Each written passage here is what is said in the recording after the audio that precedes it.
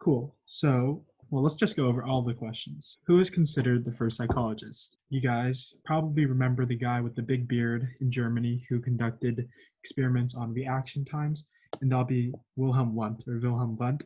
So he's considered the first psychologist or modern psychologist. So whenever you see first psychologist, always think of Wundt. So this question number 2, if a sports psychologist focused on how giving rewards during basketball sessions after each successful three-point shot improved a player's performance, which perspective would they be employing? So this is one of those, like, what teachers love, those think about it and apply questions. What I would have done is sort of go through all the options I give you and sort of think about, okay, what's like a defining characteristic of each of these perspectives? So for psychoanalytic, I would think, Sigmund Freud, lots of stuff about unconscious, about childhood and stuff like that. So this doesn't really sound like childhood unconscious desires and stuff like that. So I would say it's probably not the first choice. Cognitive perspective. Cognitive perspective is how we perceive and think about events, how our interpretations often shape our experience of the world around us. So maybe, but here it doesn't really seem like the psychologist is talking through the basketball player and saying, how do you approach the game? Stuff like that. So I would sort of put this on the back burner. And then behavioral perspective. This one would talk about what we'll be covering today in more detail, but conditioning, sort of learning, positive reinforcement, sort of, you remember Pavlov, he was classical conditioning. So all these ideas of learning and reinforcing through rewards, kind of, we had that discussion in the first week about giving rewards for students doing their homework. Does that help increase performance or help them learn? So the correct answer is the behavioral perspective. Because if you look at the situation I give you, the psychologist is thinking about giving a reward each time the player successfully makes a three-point shot, and thereby hoping to increase the frequency of that behavior. So that's why it'd be the behavioral perspective. And the neuroscience perspective is very heavily biology based, so not really relevant to this example. This question, I'm sure all of you guys remember from the first lesson, but modern psychology is a science because we do follow, I guess, the scientific process and the need to find examples and evidence and experimentation to support these conclusions that otherwise might seem like common sense. That was just the true or false question. And then here, in an experiment testing the efficacy of a painkiller medicine, the subject was given a sugar pill, no active ingredients, but they still reported a decrease in the pain they felt. What phenomenon describes this occurrence?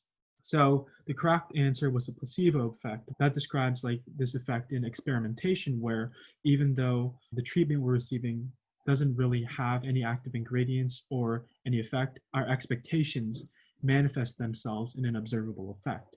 For example, in this case, the people taking the sugar pill said, okay, if I take this, I'll get better. So by having that expectation, they reported feeling better.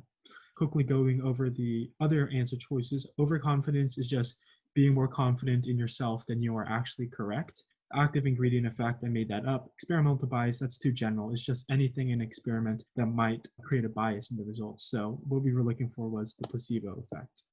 Okay, and then second to last question, what is considered the building block of the nervous system?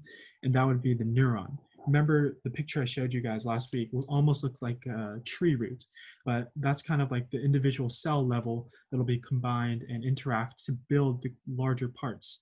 So nerves, that's a bundle of neurons. Spinal cord is the bundle of nerves that goes down your spine, and axon, it's a part of the neuron. So neuron is the answer we're looking for. All right, what is the name of the covering that insulates the axon of a neuron and allows electrical signals to travel quickly?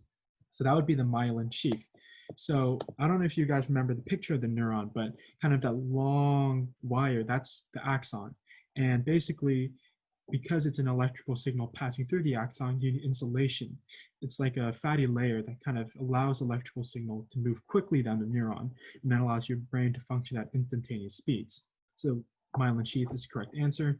Going over the incorrect answers, spinal cord, once again, the bundle of nerves going down your spine. Dendrites, it's like the branch-like extensions on one end of a neuron.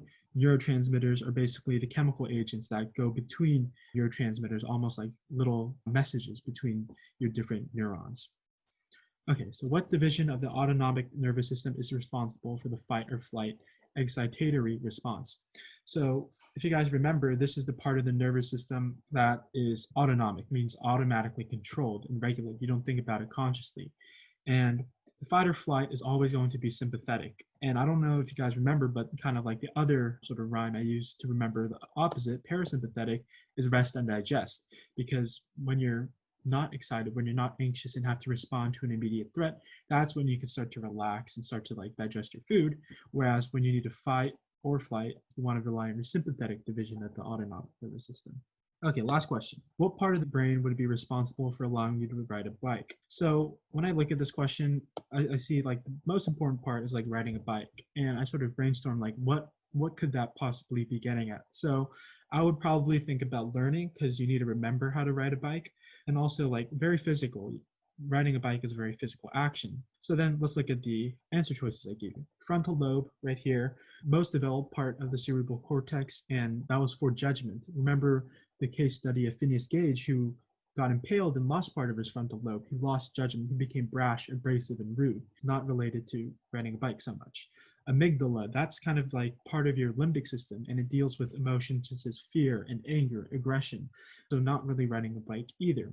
Cerebellum, structure at the back, at the base of the back of your brain, that's the one that you want to go for. It coordinates muscle movements, learned skills that involve physically, keeps your balance. So that's why it's related to riding a bike. And medulla, part of the brainstem, helps your heart and lungs stay in rhythm unconsciously. So cerebellum was the correct answer. Good job, guys. That was just the first quiz, and you guys all did great. So let's look at what we have planned for today.